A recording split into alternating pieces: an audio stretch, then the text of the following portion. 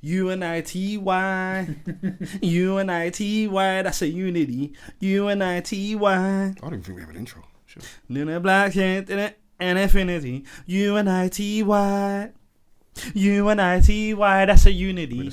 U-N-I-T-Y. No, salute to Queen Latifah, man. One of the goats, bro, I promise you. Who you calling no? Nah, man. I used to have a crush on you, Queen Latifah. You like black women? Beauty.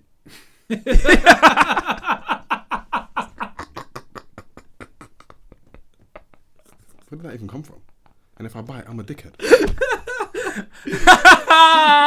That's the irony, innit? There you go. You got the intro's there if you want. What's going on, world? Welcome to episode 101 of the Rhymes Like Dimes podcast. With your boys Peter, Yo, Mohammed, Yep. myself, Yummy. We're back. Been a minute. it's been a minute. What we saying, boys? We're here, man. It's been a little while. We are back in the studio. Yeah, For man. the first time in It ages. feels like a wow. Feels good to be back. How you man feeling? Feels good to be back, bro. Yeah, man. Blessed, black, and highly favoured. Always. Mohammed, how are you? Chilling, bro. God is good all the time. All the time. All the God time, is God good. is good. There we go. How are you? Yummy? Yeah, I'm good. We Yeah. both Thank- rushed to ask. Yeah, for real, bro. I appreciate it. New energies. I like it. But I'm good, boys. Thank you for asking. Drake's isn't with us today, but Salute to Drakes. Yeah, man. always. Big up Drakes. Oh, no. Big up to everybody listening and watching. Big up to YouTube massive, Spotify massive, the Apple podcast massive, everything massive out there. I haven't said that in a while. It's been a minute. It feels good to be able to What's the last say thing you said? Shout out to what? every other massive out there. Cool. What did you think I said? What's wrong with you? I heard what you said. What did you think I said? No, I heard what you said. What did I say? You're childish. What did I say? I'm not repeating what you said. Every other massive out there. Why are you laughing at this now? I've said this a million times. I don't understand. This guy's childish. If we never do this podcast again, you know why? You might know why. You might know why. Why Why are are you you, saying fuck me why are for? you laughing? Why are you laughing? Sometimes- You are encouraging the brother. Sometimes you gotta laugh at immaturity, man. You have You to, laugh at bro. it all the time. That's the problem. That is the problem. Anyway, Fuck me for. bro. Anywho. Salute to everyone. The last time we recorded, it was in front of a live audience for episode 100. And yeah, I mean, it's been a minute since then. That was like July. We're now in October. Boys, post episode 100, post live show. How we feeling, man? Yeah, man. It was a bit mad, didn't it? It was very surreal. Obviously, I've never done anything where it's involved any sort of like live audience, any sort of like, I'm not gonna say performance, but just any sort of like having people witness us or witness me like that. So I think for me, it was very surreal, and it was dope, man. I loved the whole experience. I think I learned a lot about myself as well. I think it was very confidence building as well, because you know I'm an introverted person, man. So I think on that front, yeah, it was big for me. But the overall experience of the actual recording session was, I had a good time, man. It was fun. Like I loved like the topics that we chose. I loved how the audience interacted as well. I thought that was dope. I mean, before we started recording, during recording, and then afterwards, the overall experience was just like, was super dope, man. So Yeah, it was definitely one of a kind. Something that I've wanted to do for time, and we've actually were able to realise it. Love the fact that everybody showed up and showed out for us as well. Outside of just coming to the event, interacting with us to the point where they were drowning us out as far as like how on lock they were, as far as they were then participating. They were very much on it. So salute to everybody who came and was very talkative. Loads of great questions were asked in the Q&A section. A lot of reactiveness as well. So yeah, man, it kind of shows that, you know, we have a community that is very locked in, very engaged with us, and it was very much a validation of that. So yeah, enjoyed every bit of it, man. One of us was incredibly nervous though. Mohammed, how was it for you? I was shook beforehand. I think I was sitting outside. yeah, you were. Yeah, I were. Let me paint a picture for you, y'all. Some backstage chat right here. So the event started at 7, and between 7 and 8, before the live show actually started, people started gathering in, you know what I mean, taking their seats and stuff. A group of people, and I believe his name was Ricky. Shout out to Ricky. It was his birthday that time as well. He came with his group of friends. It was like 6:55. This brother Mohammed, sees them Yep. and skedaddles. I ran away. Makes a beeline for it. Runs out of the venue. I ran out Goes the door. outside. Yeah. You know what I mean? I ran out the door. Call someone. I did. Salute to that person. Got comfort. Was comforted for time. For time. Came up and down. I needed to disappear. I'll be real. I was just like, nah, I can't. I don't know why. It was just, it's like, oh shit, people are here. And then, in hindsight, it was a bad move. Because when I walked back into the room, it was packed. Yeah. And I didn't see that. Yeah. I didn't, at no point did I see, when I left, it was like 8, 9. Yeah. By the time I came back, it was like 100 deep. So it was more of a thing where it was like, oh shit. Like if I would have saw it, I don't think the nerves would have been drowned out before we started. But as soon as I walked in and I see people, I'm like, none of these people walked past me to come in. Like, where did you all come from? That's because you were around the corner behind the I was behind hiding. the venue. I was hiding. Yeah, exactly. So you wouldn't have seen it anyway. Someone even came up to me and was like, oh, bro, like, the fuck, do you know where it is? It's like, no, I have no idea. No, I was like, no. I was like, it's there. But the nerves were gone as soon as I think I started. As soon as I started speaking, and then I think I was just like, as soon as I told everyone, I was like, yo, I'm nervous. It was out of my system real quick. But it was trippy. It was trippy doing a live show. Like, crazy trippy. 9 people actually listened. People pulled up. People came on their birthdays. It was just, it was a great event. It was surreal. I got jumped by the audience. You deserved it though. I didn't like that. They jumped me. You definitely deserved it. You deserved it though. I didn't deserve it. I realized when I watched it back, I really got beat the shit out of. Yeah, but you deserved it. What was that about the J. Cole stuff? Yeah, I got jumped. You two. Yeah, when you tried to claim you're not as big a fan. Big up Oms, man. What'd you say? Big up Oms, man. Bro, Oms you know what I mean? We needed him to kind The of... receipts. Oms is even a liar. You tried to claim you're not as big a fan as you are. We're gonna get into it. Like, I've seen Cole live a dumb amount of times.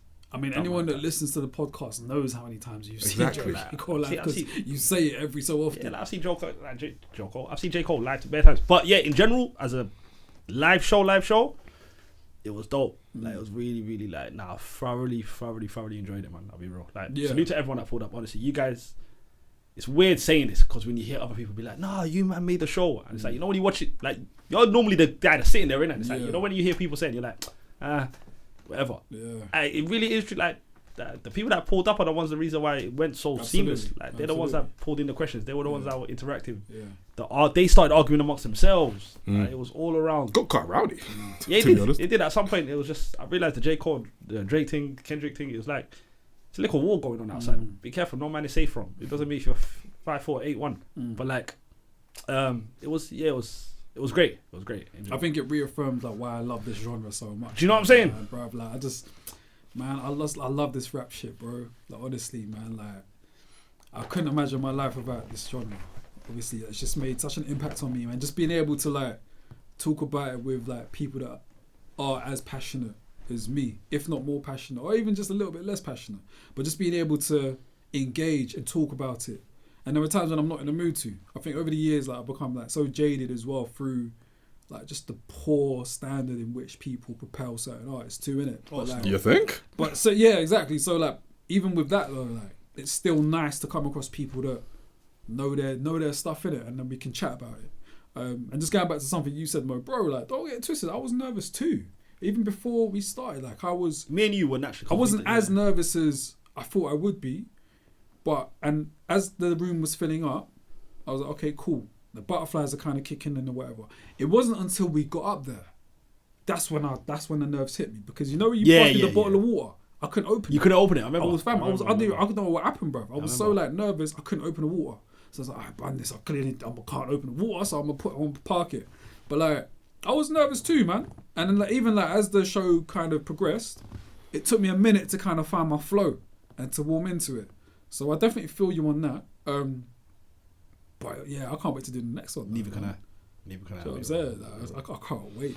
Yeah, man, I think the hardest one is your first one. And I think you boys made a great account for yourselves. I mean, we wouldn't have been able to tell since we got to the stage, like, how nervous you guys were.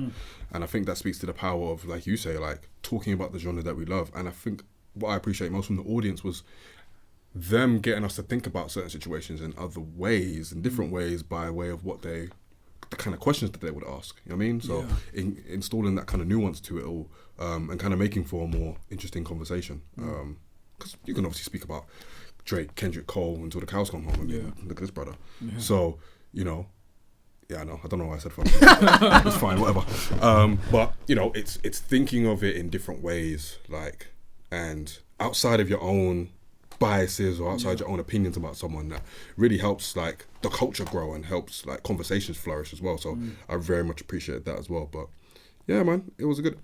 One of my main highlights though was when we did which part of London has the best MCs. Yeah. And North got dust. Yeah, man. Yeah. Absolute dust. I enjoyed that part. I don't think the people understood the actual premise of the question, but it's fine. Yeah. It's fine.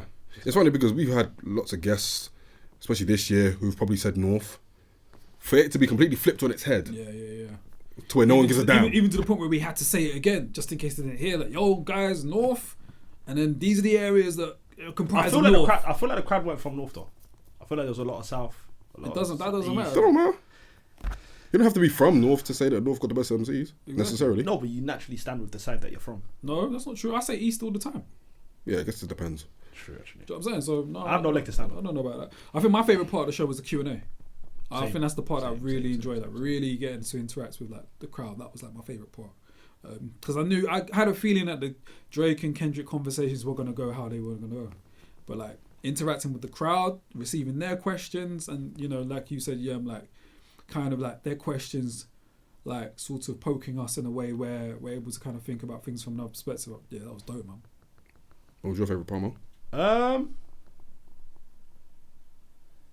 My favourite part, if it's not the Q&As, sporadically when it was happening, I'm a fan of watching the crowd fight. Like, I'm just one of those guys. Like, if it's a UFC fight and the crowd starts fighting, I'm a fan of it. So like, you know, when the crowd starts arguing with each other, like I remember, I think, who was it? One of the guys gave an opinion, and then someone on the other side wasn't having it, and then they start arguing it. To me, that's just the definition of just barbershop convo. Like, that's just the definition of where two people that don't even know each other that are just here to talk, and they ain't even said hello to each other, but they're straight arguing. Yeah. But it's just a good vibe arguing, but you don't know who the other person is. That's the definition of a barbershop. You pull up in a barbershop, the barber's arguing with this guy, you get involved now, you're arguing with a guy you've never met, but it's love. And that's what this podcast is. This podcast is made to feel like a barbershop type of convo. It's made to feel like you're just walking into a barbershop and a couple of brothers are talking music. Yeah, that's it, man. That's That's the essence of this thing. And that's what the essence of the live show was to me. It was just watching. So I wouldn't say specifically a moment. If I had to pick a moment, I would go with the whole Drake convo just because it was a great crashing session. But other than that, I would say when the crowd was arguing with each other, that's when I was most like, yeah, this is what I love. Yeah, it was very much a barbershop feel. Yeah. What about for you? Me, yeah, I mean the North London air, the Q&A was great. Some really great questions, especially when it came to the UK. Yeah, I love that. The UK questions were really dope. Your boy from Spaces, Alfie, who was talking about HMV and you know, Drake's success not being as important or as valuable as, let's say, Michael Jackson's, even though they've got the same number of number ones. When you're comparing the eras, sort of thing. That was interesting. That was interesting as well. Solid point. Yeah, man, just a lot of interesting perspectives, man. I mean, you know, as soon as we mentioned Drake's name, a man was like, "Fuck Drake."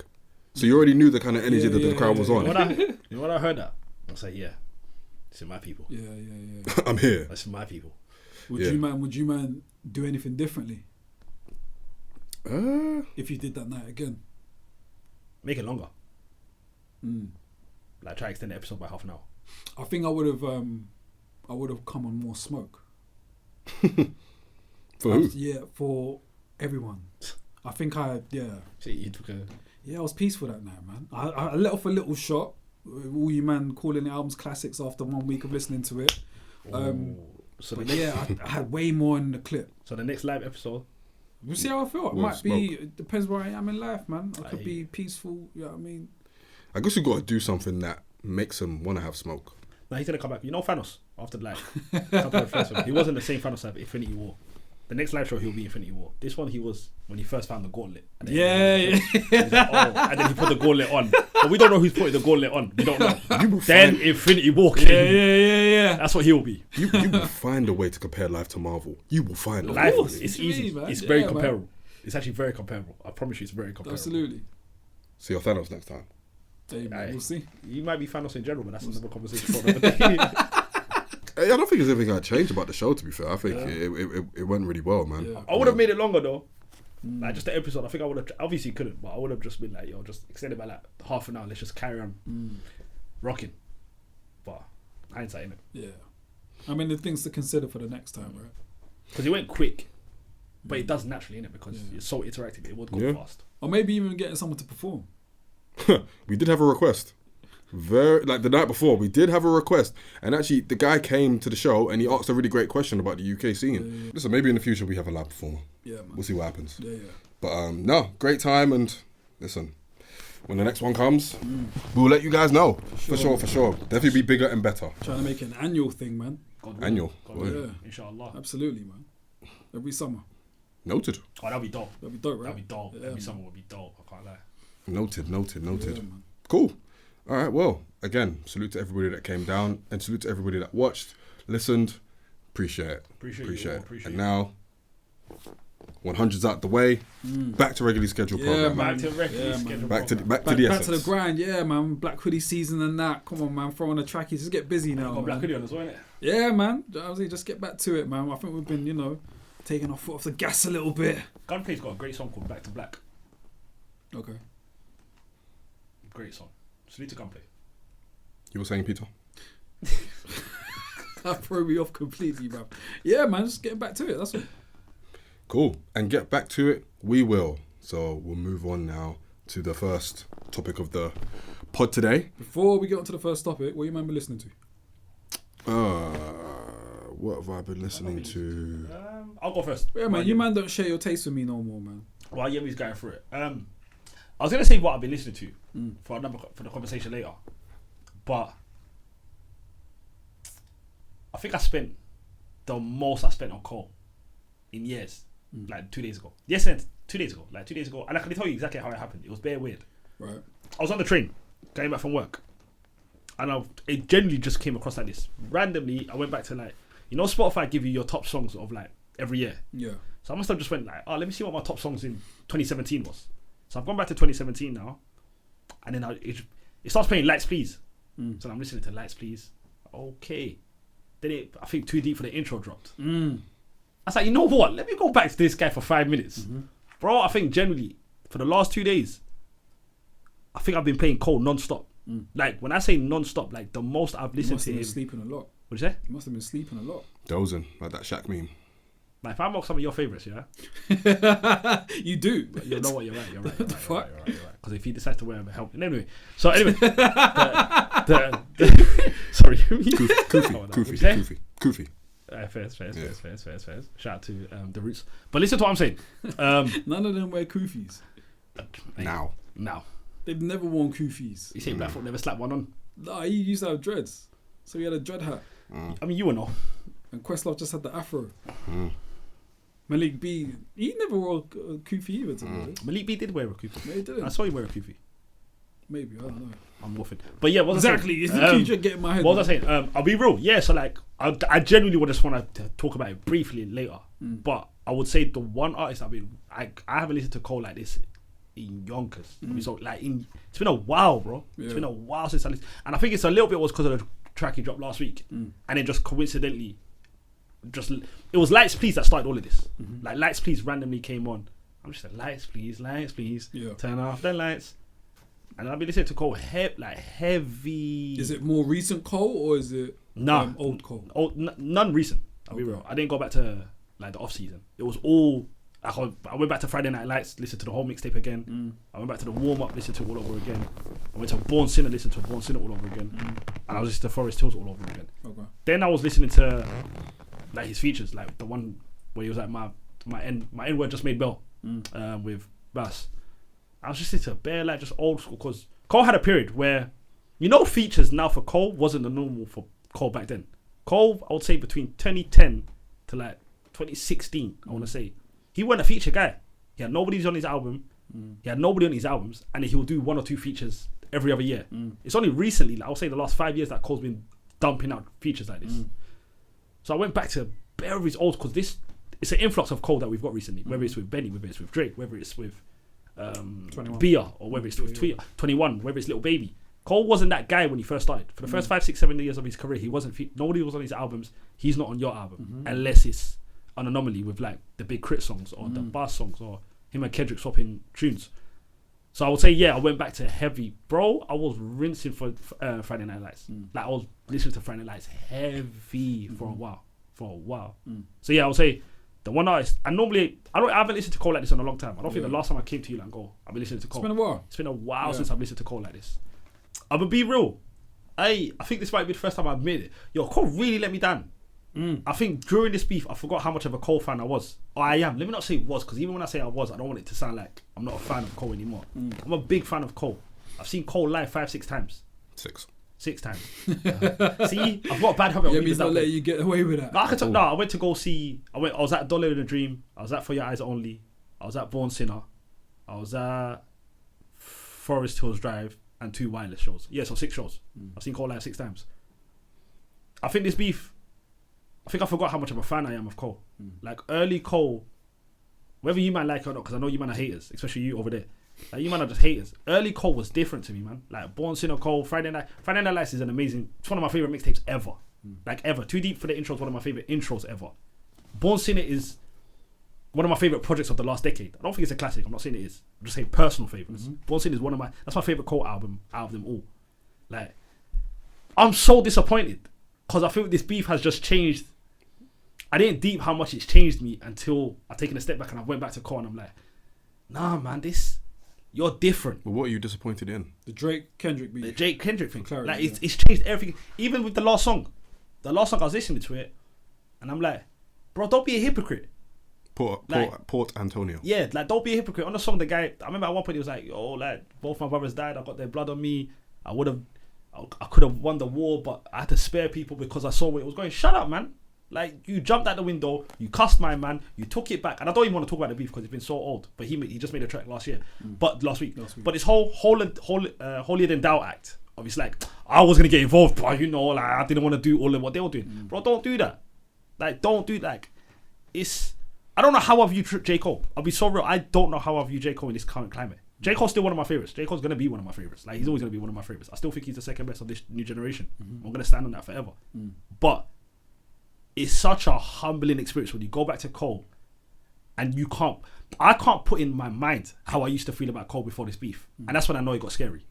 Does that make sense? Scary why though? Because you forget how you viewed him post beef.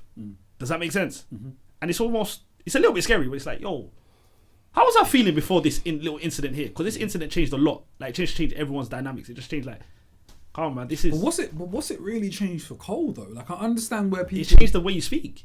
I understand where people are saying that, they no longer want to hear Cole talk about being the best anything because he had an opportunity to prove it and he backed out. I kind of get that perspective, but I don't think it changes how good of a rapper he is though. It doesn't. And his ranking amongst like the best MCs. I don't know if it changes. It doesn't change his ranking. It just changes his reputation has taken a damage. Yeah, because like not necessarily his skills. Let's just say I'm listening to A Tale of Two Cities. It's like something, here it goes. Rappers back each other close. Anyway, he's rapping, and he's like, at the end of it, he's essentially saying like, yo, who's the guard? Cole's the guard, or whatever. And it's like little I don't think he's sending shots to anyone, but it's just like the way you're talking. And there was a period where I was like, yeah, you really will smoke guys. You're not. Right. Do you get what I'm saying? So it's like the vim that someone could have defended you with before, like, nah, he is. Everyone knows you're one of the nicest, but it naturally changes the landscape when there's just like you ran away. All right, let me ask you, man, a question. This is slightly off topic here, but in the same sort of vein, yeah. Once upon a time, Lupe Fiasco called out Mos Def to battle. No, Mos Def said, yo, I'll battle any man. Lupe Fiasco came out and was like, yo, what you saying? I'm here. Mos Def didn't want it. Different. Why? Because Cole put out a diss track at Kendrick and then deleted it. Okay. And where they were in their current climate of when it happened. Okay. Like when it happens, Cole's here, Drake's here, Kendrick's here. You're all here. The song that the guy's angry about, you said me and Drake is the Spider-Man meme. You said right now I feel like Muhammad Ali. You told me in A Tale of Two Cities you're smoking people. You told me in Fire Squad you're smoking people. You told me in Apparently you're smoking people. You told me in New York Times you're smoking people. You told me in Born Sinner you're smoking. No, you told me in Born Sinner you're smoking people. Hold on, rewind. Firing Squad, yeah. You know he shot at M and then apologized. Oh, so he's got priors. Did he shoot at M? Yeah. What was the Fire Squad? He said something about M and then he apologized for it. No, he said it to Iggy Azalea, wasn't it? I Is think that he watch said it to Iggy M, win? bro. Isn't that when he was like, watch Iggy lose a Grammy as I try to crack a smile? I'm just playing. Oh, good jokes can change true shit. I'm pretty sure he said something to M. I'm pretty sure, man. I'll go back to it. Look it up, and if I'm wrong, I'm wrong. But I'm pretty sure he said something to M. I know that song word for word, but I'm trying to remember. And I feel like he did the Holier Than Now stuff when he was beefing No Name. No Name. He done a Holier Than Now act. That was during the Black Lives Matter. But my thing is, and even the whole like when he did the 1985 song. And he was like trying to sun the new rappers. Then he had the chat with Little Pump. Corday responded, and yeah. But even that song, like, I hate that album, but I love 1985. But my point is with Cole, it's like, I think when someone's such a big fan of yours, and they haven't, and then I think everything's simmered down with the beef now. So it's just like, I've got time now to go back, because there was a period where it was just like, it was so much Kendrick I was listening to, and then this was going on, and then I just was consuming new music. I've never sat back on an artist like Cole for a little while. I don't know why. I just didn't do it. So now when I went back, I was just like, you're one of the GOATs. You're definitely one of the GOATs of this new gen. You're still one of my favourites of this new gen. You're still top 2 of this new gen for me by far, and it's not close. Like, I've got Kendrick and Cole by far.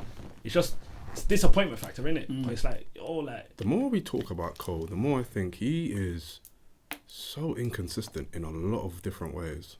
If we just talk about his music catalogue, the epitome of inconsistency. His stance when it comes to beef and other rappers can sometimes verge between, yeah, I'll beef anybody, I'll out-rap anybody, to then just trying to give man a lecture about why certain things go the way they go, sort of thing. J. Cole's only sent for one person, he doesn't apologise for it. Who's that? Diggy fucking Simmons.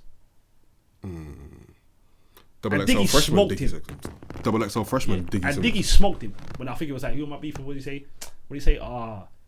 These short sleeves, 6 foot rappers or something like that. I remember he mocked J. Cole. But, yeah, Diggy Simmons is J. Cole's only back and forth. And as a J. Cole fan... And Diggy Simmons won.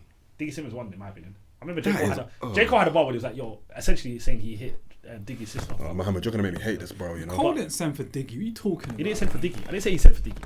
But he said, how did Diggy I'll tell you win? how he went. Because he went on stage with Kendrick. He had a slip bar to Diggy. And he's like, imagine me beefing. You mentioned Rev Run, and then he mentioned his sister. And then Diggy made a song about J. Cole. I didn't say he smoked him. Just said he smoked him. I mean, technically, low key. Oh, so it wasn't back and forth. No, He can't go. No. But Simmons. No. J. Cole sent for Diggy. I want to believe it though. No. Hear me. J. Cole sent for Diggy Simmons. He went on stage, he'd done an 8 bar, 6 of them bars were towards Diggy Simmons. No, that's not what happened, bro. He had a slick bar in one of his songs in relation to Angela Simmons. Yeah. Diggy took offense and dissed him. J. Cole went on a Breakfast Club. They asked him about No, bro. J. Cole went on stage. He freestyled and was like, imagine me. Yeah. Pac maybe left me in the world beefing with Diggy. Yeah, something like that. But Diddy had... It wasn't really a beef. No, but Diggy had a fire bar, bro. That short sleeve bar was elite to me. But I say that to say... Sorry, I just want to wrap this up. I say that to say... It hurts, man. I'll be real. So how do you view Cole now? Cole now? Yeah.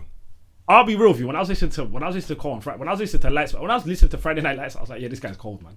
I feel bad for him. Listen, I think he's still big free. He's still an incredible rapper. I'm still looking forward to the fall off.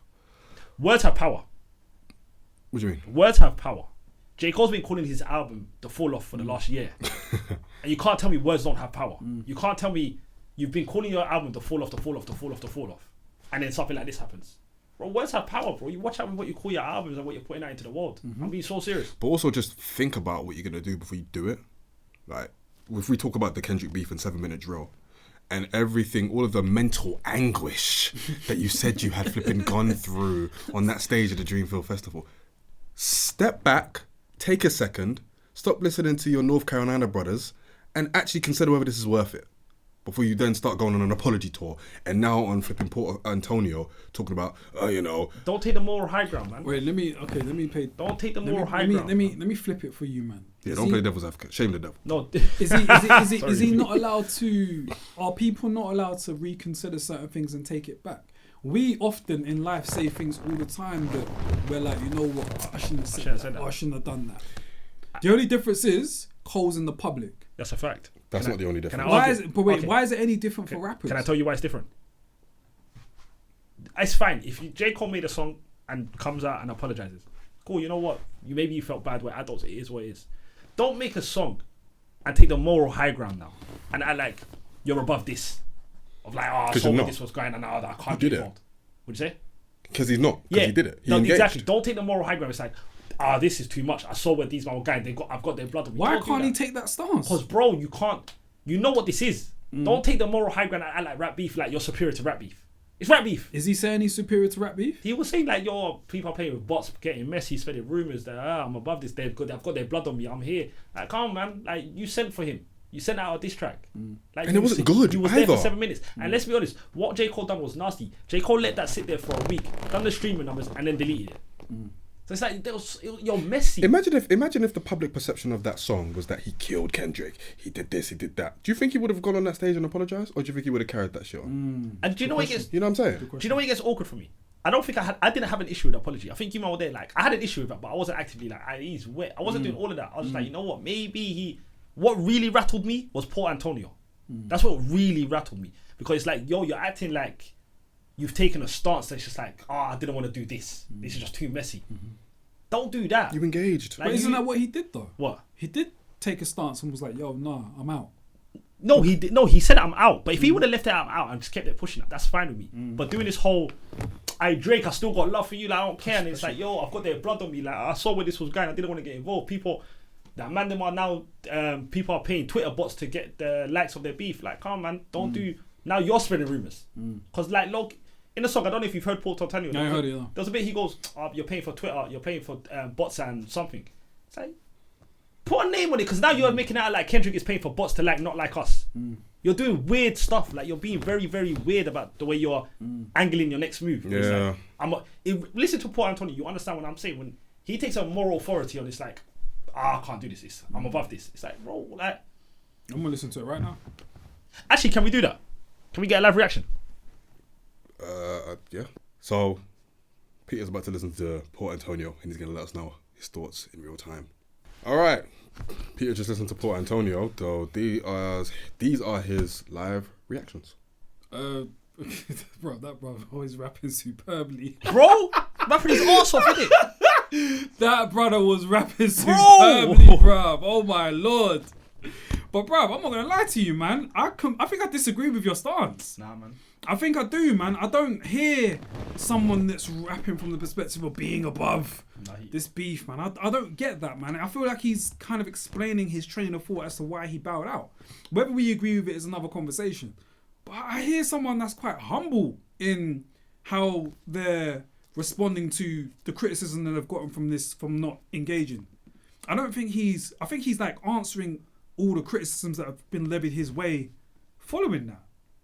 And I can understand, as obviously the genre is a competitive genre, innit? But I don't know, man. I've got a bit of. You know what? Maybe I'm just. I don't know. You know why you think like that? Go on. And I'm gonna tell you why. Because I thought like this at first. Here we go. And this is someone that you say is a Cole hater. No, but let me tell you the problem is. What J. Cole is doing is playing an old school Jedi mind trick. Oh my god. When you rap out supreme Dread level, to dread. No, let me dread to dread. No, dread to dread. You know when you because he's rapping at such a high level. No, it's not because of that, telling man. you, No, bro, it's not that, bro. Let me lie. J. Cole was getting busy, bro. It's not because that's of that. One of the best I'm listening to what he's saying. That's one of the coldest I've heard verses I've heard this year. He was rapping, bro. Yeah, but we're talking about it from a skills perspective, like how you put your rhymes together, like the multi-syllables, how you're like lining it up in that. Cool, that's what we're admiring, but we're also listening to what he's talking about and what he's saying. I'm responding to what he's saying.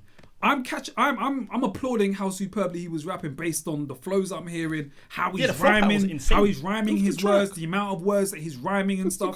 That's what I'm hearing. But I'm responding to like the content too. And based on that, I kind of accept what he's saying, man. I accept it. I'm not as like vexed about the stance that he's taken as everybody else, man. I think he's kind of answered all of it, man. And it sounds true. It sounds like it's coming from a very honest place. I don't even the whole the bot line. I don't think that's like Kendrick. I don't think that's like Kendrick. I think he's talking about what generally happens within the industry when you're beefing someone. From Drake, mainly. It doesn't matter who it's from. I think Drake's probably not the only artist. Yeah, but you don't think that's showing your hand? No, I think these days, like Drake is because all the people that Kendrick named. What was it? Zach BR, Twitter bots, Kai Cenat, academics premiering stuff. Like we've never seen that in the field of beef and rap beef. It's modern for sure, but I feel like even with that one, that was beyond the roof. Like, the streamers and the bots and them, man, they were breaking all these tracks and stuff even before the publications were. So I think it's new in that sense. But but I also think he's what's the saying when it's like something hide your face. Spite your. Oh, what is it? Not spite your nose. Cut your nose. To spite No, your not that one. You know what? You're showing your hand. Something about showing your hand and you're hiding your something and showing your hand. Where it's like you're doing both at the same time. And I feel How like though? let me tell you how. Because with the, it's one thing to say like, yo, I didn't want to get involved, but then also when with the, I'm just not very convinced. with the Zach B and then when you're mentioning Twitter bots and you're like, yo, this is what's going on in the back beef. It's like I don't understand what you're trying to do here. What, from Cole. Yeah, because it's like just say you didn't want to get involved. And you didn't want to get involved, but when you're now saying, bro, beef ain't even what it used to be. People are doing Twitter bots. People are paying for streams. No, that's not what he's saying. Let me land. What I'm saying is, like, you're doing both, bro. You're saying I can't get involved because you know Twitter today. Like people. That's not what he's saying, though, on, bro. He's not saying I can't get involved because this is what it used to be. He's talking about like not wanting to beef, not because of that, but as well as that. All of those like little extras that come into it add on to the fact that he didn't even want to beef with his mans like that. Yeah, cool. What's being number one at like the result of like losing my boy, losing a friendship, losing a relationship, being seen as number one by people that don't even really matter. Because it's rap. Yeah, bruv. Like, come on, man. That's selfish. Hold on, but we've been seeing the way Cole's been moving for the last few years, bruv. His focus is more on inner peace than like appeasing like rap fans. You can't do But that. he did appease But rap no, fans. but bro, he literally catered to rap fans. Brother, but he's human though. We all kind of fall victim to ego. We all and we all make decisions based on that. But he's allowed to like clock that and be like, yo, you know what? Oh, yo, I lost myself in that moment. I acted out a character, and then take it back. But for the last few years, can't he do that? For the last few years, you've been saying why that flies in the face of what you're saying as far as his quest for inner peace, right? Because even if he was in that quest for inner peace, he should be able to see that situation and say, this is not for me. Maybe I'm just taking, this is bait that I don't want to take necessarily. I think he probably let ego get too much into this. I think though, man, bro, come on, man. Yeah, we're all human, bro. You know, Yes, me, we're all okay, human. use me Yes, as a great example. Yeah, you man know that like I try and like preach this whole being peaceful, but at the same time, fam, like you know my temperament as well. You'll call your bedrooms a bug. You know what I'm saying? So like, and then afterwards, I'm like, yo, yeah, man. I shouldn't have reacted that way. I don't think Cole's any different. But Cole took it. This is what I don't like. Cole took it there. Drake and Kendrick beef wasn't gonna be Cole and Kendrick. Cole did take it though. Cole's the one that took it there. Cole's the one that said your albums are whack. You're not the guy you think you are. You come, and I'm saying if that was a knowing mistake, who Kendrick cool. is as well. But what we're not about to do is act like whatever happened to Drake was gonna be also what happens to you. Does that make sense? What do you mean? Like the allegations that Kendrick put on Drake. Right. It might not have been that with you. With you two, it might have just been some rap shit. Yeah, it would have been. You're the one that took it there. It would have been a friendly fade. It would have been a friendly fade. No, come brother, on, man. we don't. We don't know. Actually, let me I not say we can't don't believe know. I'm strongly on the opposing side to this. You know, I didn't think I would be, but I feel like you lot are looking. You're looking at it too like minute, bruv. Like you're not. I don't think you're looking at the bigger picture. What's the bigger picture? We can look at the bigger picture and still disagree. Cool, but I don't think that's what's taking place right now, particularly from Mohammed anyway. Fam, like I don't think he's once said that. Kendrick was going to take the same stance as he did against Drake. That's not his argument. No, that's not his argument. His argument is he's just not willing to go to a place where it might resort in having to come out of character and talk about you in ways that he typically wouldn't. That's what he's saying. Okay. And he wouldn't want you doing the same thing to him. Okay. But we can't. Can I ask you a question now? But we can't just be on his side just because it's an element of him being human. Because ultimately, he knows who Kendrick is. He knows he took a active decision to beef this brother, despite knowing who he is, despite knowing what the stakes could potentially be. And I understand the human side of it. Of course, you can be remorseful as a human, but in this particular example, I'm not that convinced because you made so many decisions from going into the booth, from writing rhymes, from dissing your guy, to then retcon and apologise. That's what I don't really respect. But in the heat of the moment, man, all those steps will be skipped. In the moment where like, cool, yeah, I could have stopped when I started. From the point that he made the decision that, yo, I'm gonna send for Kendrick, yeah. The point of him like stopping himself from writing and then recording it, those steps were gonna be missed. He'd made that decision because he was already coming from an emotional place. He wasn't going to be able to stop himself from or check himself in a moment and be like, oh, you know what, I shouldn't do this. Yeah, it wasn't until it's all been done. Can I ask you a question now? Can you say... I'm not saying that's right, and I agree with you. Yeah, cool, you made those decisions, so stand in it. But at the same time, I also do feel like, yeah, cool, you can make the decision, it can be out there, and you can regret it. But I also think, to my point earlier, if it got a better reaction. I'm not sure if we'd be here right now. We can say the same thing about Jay and Nas. When Jay did the whole skeeted on your baby seat to the Nas thing, yeah. If that had been received differently, he probably wouldn't have apologized to Nas for saying it's too far. Yeah, probably. Exactly. But the game is the game, innit? Game is the game. No, I understand what you're saying. I just think. And I'm a so-called co-hater. No, you are a co-hater. I just think, not even just that track in isolation. I just think when you've been talking the way he's been talking for 2-3 years, and then now it's really time to let's see what you're on. It might not go there, but you can't. Rap, we're never going to get rid of the competitiveness in rap, bro. I'm not going to feel bad for if you've been saying for 3-4 years, I'm smoking people if they ever try to come at me. Yeah. And that's the vim Cole has had for the last 4-5 years. When someone has vim for you, I don't want to hear nothing. And Kendrick didn't even have vim for him. Kendrick did it, but my point is, when you've been, it's like me right now. If I go out, but let me ask you, if I right now go on social media and go, yo, I'm punching up anybody that comes near me. Anybody that comes near me, I'm punching up. Then 4 years later, someone decides to come and test that theory out, and I'm like, you know what, I'm good. And I give you some excuse of like, bro, I didn't go gym that day. You've been talking for 4 years, fam, but you're missing the context of Kendrick being his boy. If your boy came to him and was like, yo, you said. You're not gonna. They were not boys, huh? They were not boys. Does that make sense? Yeah. They were not friends. If, and it's also, you know what you're doing when you say like, yo, we're a big three, but right now I feel like I'm Muhammad Ali, and then one of the big three says, yo, I want all of you. I hear it, you're friends, and I don't know their relationship. I don't know these men from Adam. I'm just saying, I'm never gonna feel bad for taking from. Yeah, rap is that. Rap is. It's a competitive sport. It's bravado. Would you say it is? Absolutely. And I understand you guys are friends, but what you're not gonna do is act like what happened to Drake was gonna be exactly how you two go, because we don't know that. You two could have been just a rap thing. Drake and Kendrick was Drake and Kendrick. Don't use Drake and Kendrick as your leverage to say, look what happened here, and that's why I didn't get involved. That's nasty. Yeah, I think it would have just been a friendly fade, man. But like I think you're still missing it, though. I think you're still missing it. I'm not, because you know what's crazy? When he apologized, I was less angry than I was after I heard that track. I didn't even go like this when he apologized. Because when he apologized, I was like, you know what, I get it. Like, maybe he was your guy. You lot heard me. When he apologized, I was one of the ones I was like, you know what, I hear it. Like, you apologize, I don't feel comfortable because I know what rap is, and I'm here for beef, especially me. You know how I am when it comes to beef. But this song rubbed me more the wrong way, because as soon as when this song dropped, I was like, bro, like, come on, man, like, it's just, don't do this whole, like. And it's also, that's the best rapping I heard of Cole for like, not even a minute. He's been rapping like that. But he got busy, bro. He got busy. I don't think the track was necessary, though. It's a good track, but I don't think it was necessary. The pockets he was finding that on wasn't that track. all he was talking about. Come on, man. Yeah, of course. Nah, it was just a final. Obviously, that's the center piece of it, isn't it? But he was rapping his ass off, bro. Yeah. He was rapping his ass off, yeah. But you're still a J. Cole fan. Me. That was high level rapping. Well, there you go. I remembered it the last 2 days. Yeah, that was high level rapping, man. Everyone knows Cole's forever going to be solidified with me anyway. Like, Cole's forever.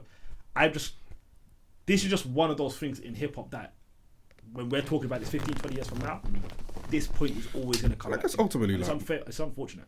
No rapper is above doing something questionable. That's a fact. So I think all rappers have done at least one thing questionable. That's a fact. That's a fact. So, yeah. But we're not about to.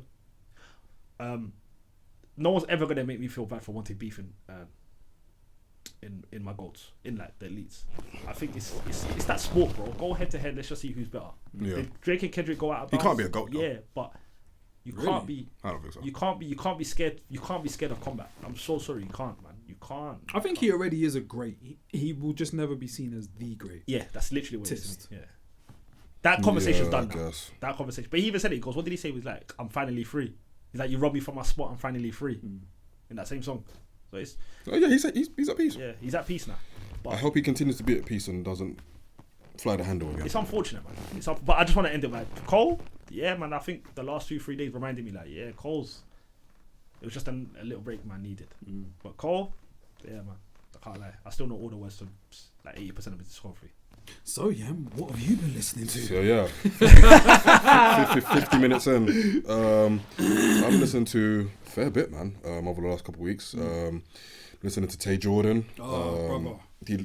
Player of the Year. Yeah, brother. Very, very dope. Yeah, if you like Larry June, if you like Dom Kennedy, if you like a little bit of early era Nux as far as production goes. Oh, salute to Dom Kennedy. You'll like Tay Jordan.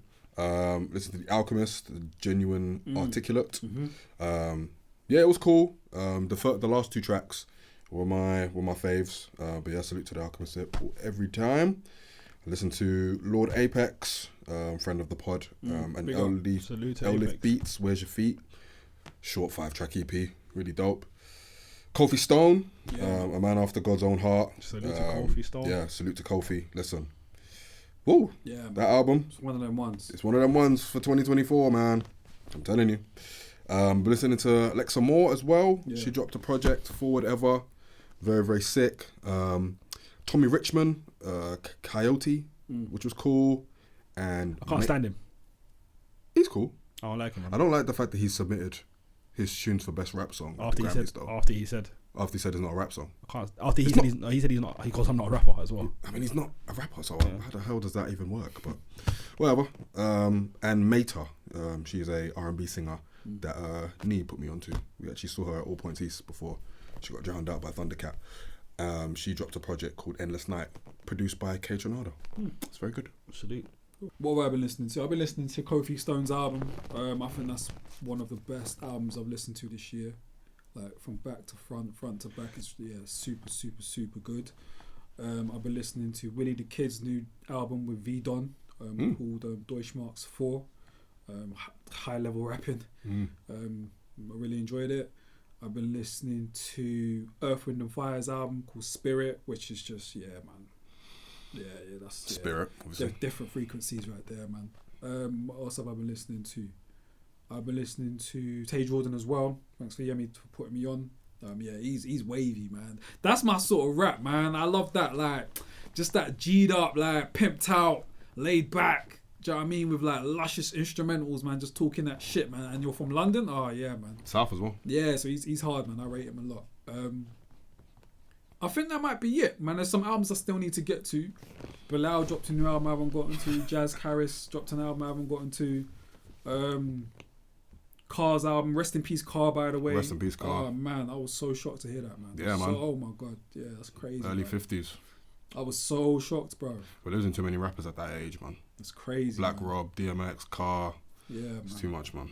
But yeah, his album's been on my list for a minute. I just haven't gotten to it, and now it feels a bit more weird because he's no longer here. So I'll probably give it a bit of time before I listen to it. Is it out? Yeah, the new one. Yeah. I think it was out in August. Oh, okay. Yeah. But yeah, there's I've got quite a few albums on my list I still need to listen to. But those are the ones I've been listening to the most. Obviously, I'm always listening to the Roots, always. But yeah, that's probably about it for now.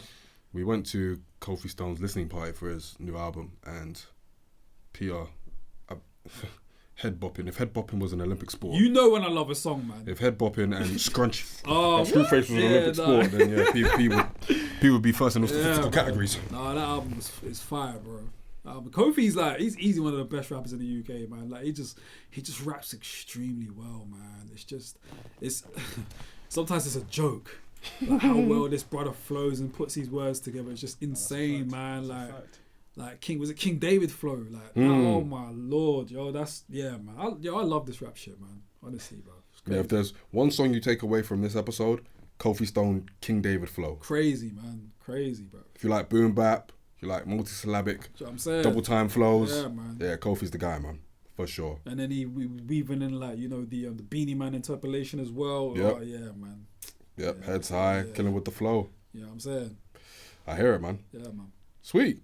All right. Well, from one UK star, potentially, to a UK legend, we're going to talk about...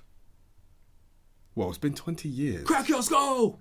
It's going to be... This month marks 20 years of the release of Lethal Bizzle's Pow Forward Riddim.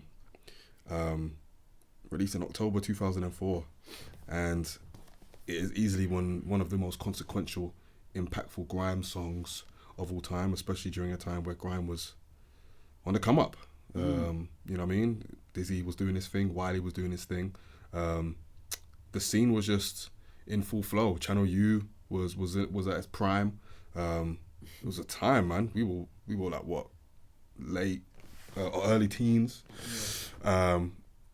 And yeah, man, it very much captured the new sound, man. Produced by Dexplicit, featuring DWE, Jamaica B, Flowdan, who else is there? Nico B, so many others that I failed to mention, but salute to those guys. But yeah, we kind of just want to celebrate the impact and the legacy of Power, because it's had quite an interesting life generally. Like, it's had 2 music videos, banned from being played on radio and clubs. Is now being reused as like an anthem for protest. It kind of jettisoned Lethal Bizzle and his career. It got him into all kinds of spaces, the business world, the political world, and all because of Power. So, boys, like, how do we sum up Power, man? Do you remember where you were when you first heard it? I think I was at home. Yeah, I was probably at home in the sitting room, watching Channel U, and I just heard this like this hype tune. I just didn't understand what I was looking at, to be honest with you. But from early, man, it just had that energy that just made me want to just like thump a man for no reason, bro. That's how I felt. You know what I'm saying? You know, Yeah, I'm saying yeah. it's right, but I was young, and that's just what it was, man. Just it was a crazy time, man. Like, yeah, I don't even know what to say. It was just like, yeah, it feels like it's been a song that's just carried on like throughout my whole childhood up into my adult life as well, man. Because I think it's one of them songs that, like, because it's high energy as well, it's great for a workout. It's great for, you know, whatever, boxing, whatever it is, man. And it's it just feels like it's just always been there, man. I don't know if I can call it timeless. It's timeless. You think it's timeless? Bro, it's Definitely made Lethal be timeless. It's literally made Lethal be timeless. That one song's given Lethal be. Okay, timeless probably. If it, It's timeless, man. I think I was UK also context. commenting on like whether it's aged well or not. That's 100% aged well. Yeah? 100%. Okay. The production, listen, the bars, Lethal B basically got together some of the best MCs in East London and told them to recite their most famous bars. And these are still bars that, and I know especially for DWE, he's still using to this very day. And we know DWE as being like Ooh, wah. an amazing MC with timeless bars himself as well. So I think it very much carries that. It still sounds fresh even when you play it now. It still gets the party bumping and jumping even now. So I think, yeah. Gun fingers galore. Gun fingers galore, like, crack your skull. We're all singing it still. Like, Crack your skull. exactly. Yeah. So, yeah, man, I think it definitely deserves that timeless title. It's I definitely think I struggle with like grime. I don't know if grime is a timeless sound. So I think because of that, and because like Mo always says, we're still very like in the infancy within our scene as well, innit? And maybe like the genre as well. So I think sometimes I struggle with the language around it, because how it sounded when I was like 11, 12, It's all 13 music, innit? is going to be different to how I'm receiving it as a 33-year-old. Do you know what I'm saying? So, and obviously the sounds that were used back then is very different to the sound of today. So that's why I asked that question. Like, I don't know if I'd say it's timeless, because it's different sounds, isn't it? It's still timeless. But yeah, I think maybe we got to, I guess, like draw out the criteria for timeless as well. Because does it have to sound like 2023, No. 2024? That's No, unfair. it doesn't. Does That's it? unfair. That's Yeah. unfair. It's an unfair benchmark. So it's time. So calling it timeless would be because You talk the about same it, effects that it had back then, it has today. Okay. and also you talk about it 20 years later, like we are now. That's one effect. That's one way you can show it, in my opinion. Like, we wouldn't be talking about any other song that dropped 20 years ago. When you Do you know what I'm play saying? yeah, So- when you play it now, does it still sound fresh to you? Yeah, because I don't listen to it all the time though.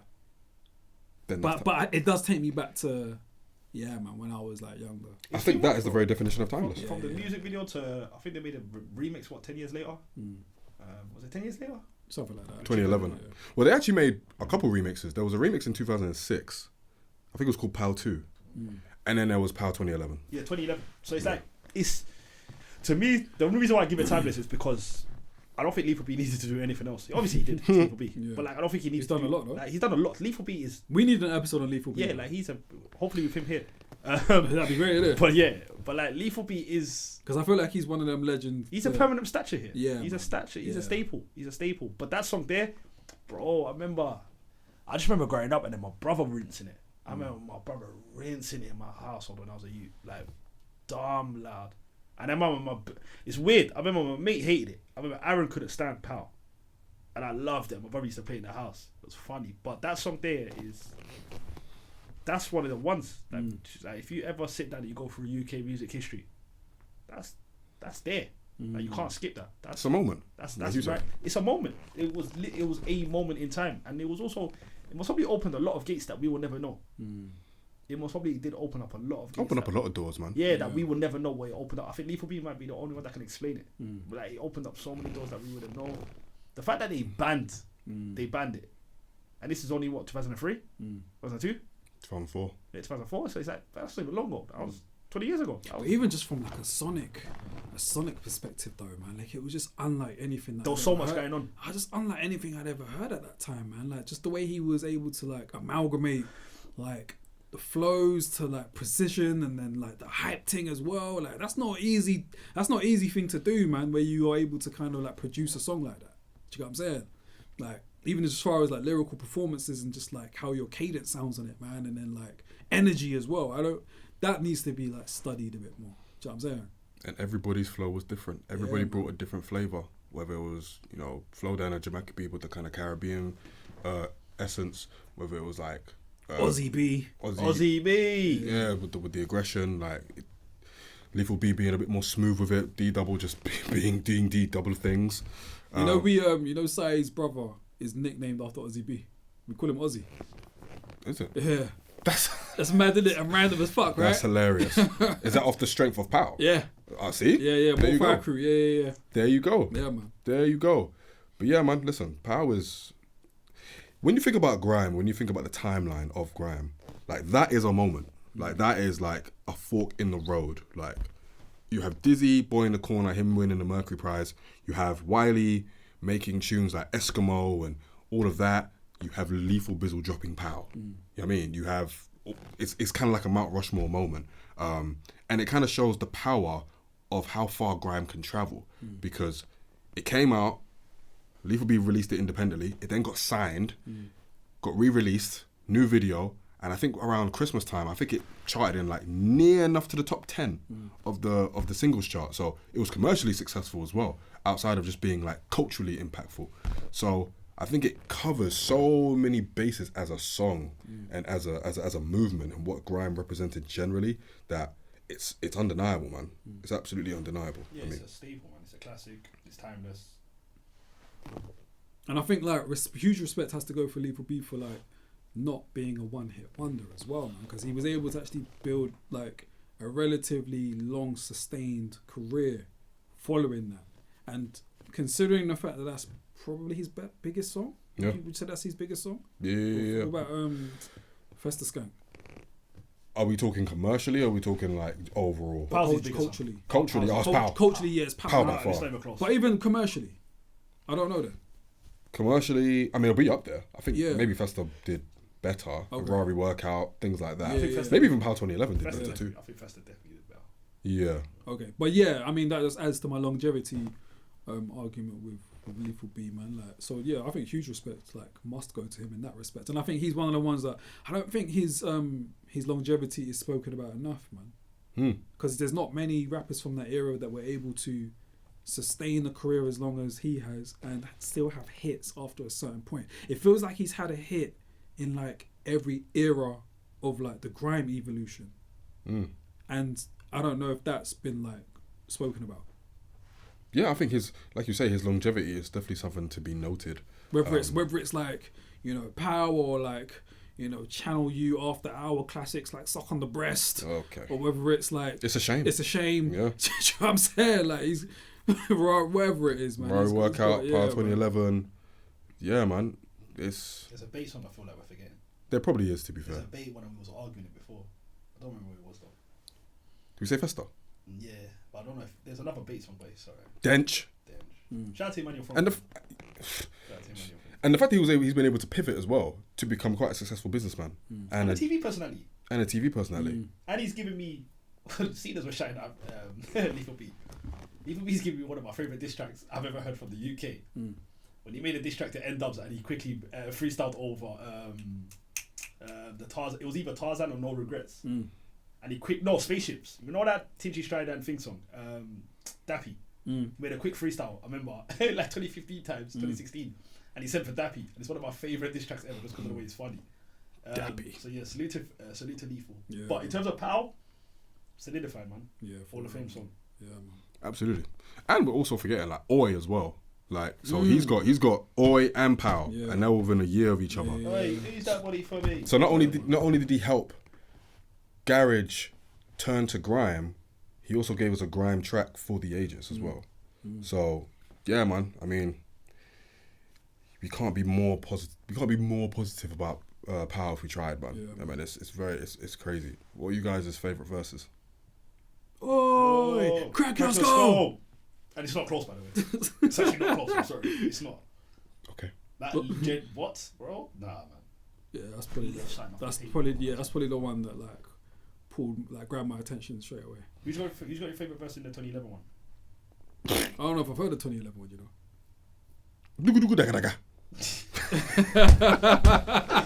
Actually, yeah, I have. I just liked Wiley doing that, man. I mean, bro, I think it was Kano though. Was it Kano? Was like, please someone give me a 16? I'm wearing it's all about me. I'm selfish, all about the peas. Yeah, Kano might have been my favourite person in 2011. I like Jamie's as well. Get a punch in the face like blam. But Chip on that one. What Chip was? I'm sure he was. What did he get? Oh, this is gonna bug me. What's Chip's verse? Yeah, it's Jamie, Wiley, Chip, Two Chip, Face, isn't it? P Money, Gets, Kano. I would say yeah. Kano had a lead verse. Chip had one verse. Gets had a baby verse. Yeah, they all did, to be honest with you, actually. Legends, innit? But yeah, Pow, Hall of Famer, first ballot. Yeah, man. I think also, like, you have to scare the establishment a lot for them to ban your stuff. It's Like, it wasn't... 2004. I thought Giggs was the only one that got banned. No, man. Bear the man got banned, man. Pow, I know for sure, it was because whenever they would play it at like Stratford Rex and all those places where they would do like Sidewinders and Escobar dances and all those like early grime events, it would go so off that people would go so mad about it, and promoters and venues just weren't trying to have that. Like, weren't trying to have like young black youth just going mad. Some of them letting off shots in the crowd, etc., etc. So yeah, and on the radio as well, because of stuff like Crack Your Skull and how they made it seem as if it was like super duper explicit and super duper like raw, like this is mad, to the point where mainstream radio wasn't having it either. So, but it's managed to continue to be what it is. It's very much like a political statement. At that point, it becomes a political statement. And it even got, it didn't directly get him beefing with David Cameron, but it was part of it. It was part of it. A couple years later when he called David Cameron a donut, writing for, I think it was The Guardian. And they basically went back and forth on like, writing articles about each other. You know what I'm saying? Learn from that, J. Cole. But Salute to Lethal, man. yeah, man. Listen. Yeah, man. 20 years later, it's crazy because a lot of these things that we grew up on are now turning 20. It's crazy. That's crazy. Like, it's mad. Yeah. You didn't think that grime or any of these people back then would go this far. You know what I'm saying? Becoming musicians, becoming artists, learning the business, pivoting to other things. So I think Pow being this old is a testament to grime itself, Black British culture, you know what I mean? The amalgamation of it all and the fact that it continues to endure. So big up. Big up, man. Big up Lethal, big up sure. Pow. Legend, man. Salute to the legend. Yeah, man. For sure. Alright, cool. Alright, we're going to finish up today with a little bit of word association. So, boys, I've got 10 rappers, I believe. Cool, let's get it cracking. I've got 10 rappers, and I want you to tell me the first word or thought that comes to mind. Do we just shout it? If you want. Okay. Take a bit of time, whatever you need. Let's go. Alright, cool. It's a mixture. Yo, what's this guy gonna say? It's a mixture of UK, US, male, female. Oh, man. It's gonna be great. This is not gonna be good. Alright, cool. So the first one, we'll start off easy. Jay-Z. Go. Not the GOAT. Playboy Carti. Weird. Crap. Loud. You haven't even listened to it. I have. You listened to Playboy Carti? I've listened to like a song or two. Alright, Unfortunately. cool. Rock Marciano. Overlord of the Underground. I know Gutter. that's not a word, but Yeah, I'll say Gutter. Drumless. Mm. Lato. Inoffensive. Phenomenal. Crickets. Yeesh. Fairs. Rhapsody. Skilled. Wordsmith. Getting better. For sure. Big up rap. Heady One. I got Inconclusive. That's very PC. Risk taker. Don't care. Damn. Tottenham. World War. He's the one I don't give a reply to. Damn. Tough crowd. Sorry, bro. Alright. Ivorian doll. Lacking skill. Looks good. Next. Raw. Damn. DWE. Legend. Innovator. Ooh-wah, ooh-wah. Ooh. I was trying to make it That's one word. the gentrified version. I didn't want to say ooh-wah because It's I don't know if you can make that ooh-wah, one big word, man. but you know what I meant in it. Okay, cool. Wow. All right. Potter paper. Real. Pain. Authentic. That's a good one. And last but not least, Miss Banks. Omo Niger. Shut up. Underappreciated, but yet still yet to make that leap. I feel like we reviewed one of our albums, right? We did. Deserves more.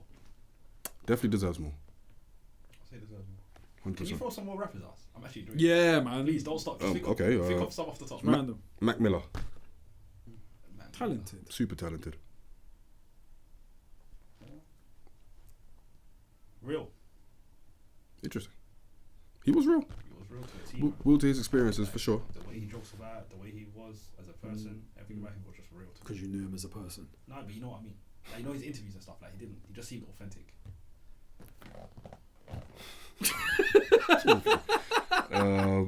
Someone that he can call someone the underground of the The underground of the Overlord. That's petty. Yeah. What can they work for TFL, bro? That's petty. Overlord of the underground. Oh man, overground of the overground. Uzi, Bruce Wolf Station. Yeah, I mean, what's the next name? Chip. Tottenham. I'm gonna say it before you don't. No, Before you... Yemi, Alright, don't say it. Go on then. Warlord. Thank you. War merchant. Oh, cool. Definitely a war merchant. Okay. Ooh. I'm actually enjoying this. I've got a name, Go on then. and then I'll say my one last. Puck. Icon. Thug life. Hennessy enemy. See, I was just gonna say thug. Let me not be too harsh. But yeah. Hennessy enemy. Hennessy. MF Doom. Great. I say my one. Yeah. Hey, this is gonna get edited. But say the name again. I'm gonna say my one. MF Doom. Autobots, roll out. What? Autobots, roll out. The what? Transformers. That was dead, man. No, it makes sense. That was dead. What'd you say, P? I was expecting you to say something better than that, man. Oh, My word for Doom, the first thing that comes to mind is Metal Fingers. Feel you. Skepta. Consistent. Meridian. Rule breaker. Meridian. Meridian. Cool Herc. The reason why we're here. Clap, clap your hands, everybody. Cool Herc. First thing that comes to mind is like Innovator. Catch it. I was Pioneer. Pioneer. Definitely a pioneer. Run DMC. My Adidas. Is that your name? Yeah. Run's house. Come on, bro. I was just about to say whose house. Run's house. Def Jam. Okay. LL Cool J. Sometimes I'm saying Ridiculous. Ridiculous. Is that what you're going with? Ridiculous. Ridiculous human being.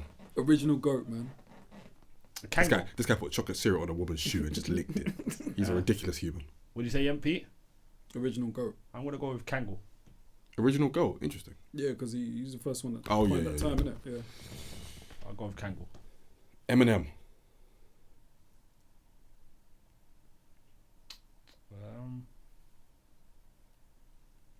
Gwalt. What'd you say? Gwalt. What, GOAT? No. Greatest white of all time. Yeah. What's the first thing that comes to mind when I think Can you about say that Eminem? again? Greatest white of all time. Yeah. Oof. First thing that comes to mind is, hi kids, do you like violence? Do you want me to see 9-inch nails in each one of my That's the eyelids? first thing that comes to mind. Yeah, brash. Unapologetic. Needle mover. Nelly. Underlip, mama, iya. Band-Aid. Her. There. There. Alright, cool. Dirty. One more. Actually, dirty. One more. Yeah, man. The last one. Make it a good one. Make it a good one. Joel Santana. Oh, man. Missed opportunity. Teeth. I don't want to go with something obvious. There's Dipset. Yeah, but I don't want to, something else. Bandana. I don't know. What's the first thing that actually comes to your mind? Jules Santana. Failed Wonder Kid. Yeah, man. You man really thought he was going to take over? Joel Santana. Joel Santana. Wait, what did you go with? What did I say? You didn't. Missed opportunity. Yeah. Bro, Joel Santana. Yeah, man. I was a heavy Dipset guy, man. I've got one we can end on. And he had like a couple great mixtapes as well. He had that, yeah, man. After that, when Old Boy and Hey Ma came out, yeah, man. Cool. Well, that went longer than We should do planned. it with a guest though. That was very fun, by the way. Like, Triple Chuck said, I love that. We should do it with a guest. I think that'd be really fun. Can do, yeah. Well, but yeah, that went longer than I thought it would. But thank you, boys, for participating. Yeah, man. And that will do it for episode 101 of Rhymes Like Dimes. Thank you very much for listening, watching. Boys, any shout outs before we take the people out? Big up everyone, man. We tell everyone every single time, man. No personal shout outs. Yeah, man. I think I'm scrapping that. I've retired that, man. I've retired Cleo Soul. That's automatic, innit? You shouted out Cleo Soul episode 100 though. I know. So is that after that? Yeah, because now we've started a new, right? I guess. So yeah, man. I'm done with that. I give it 5 episodes before he starts shouting her out again. Salute to Cole, man. Shout out, everybody. Shout out everybody. I want to shout out Arsenal as well. Shout out Bournemouth. Shout out all them, man. Got a fucking kit underneath my hoodie as well, man. Yeah, it's peak. Team, bro. Peak for you. Shout out William Saliba. You know what I mean? Shout out Mikel Arteta. Come on now. Shout out Andoni Areola, who's the manager of Bournemouth. Basketball boys. We've got Super Mikel Arteta. That's what I got. But yeah, thank you everybody for listening, watching. And we will see you very, very soon. If you want to follow us, we are on TikTok, Instagram, Twitter, Rhymes Dimes Pod. And yeah, we'll see you soon. Take care. Stay safe. Stay blessed. Stay black. And peace. Peace. UNITY, that's a unity. UNITY.